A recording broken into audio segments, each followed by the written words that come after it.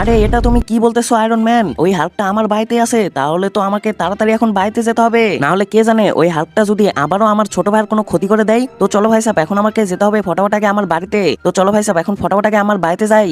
আর ভাই সাহেব, এটা কি দেখতেছি আমি? আমার ছোট ভাই তো ওই হাল্কটাকেও ধরে ফেলছে, আর এ তো দেখতেছি অনেক বেশি ভয় করতেছে।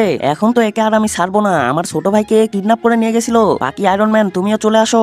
আর এই দেখো ভাই সাহেব, এই চারটা কালারফুল হালকে আমি কিন্তু একদম লাইনে দাঁড় করিয়ে দিছি, আর এরা চারজনই কিন্তু আছে যারা কিনা আমার ছোট ভাইকে কিডন্যাপ করেছিল।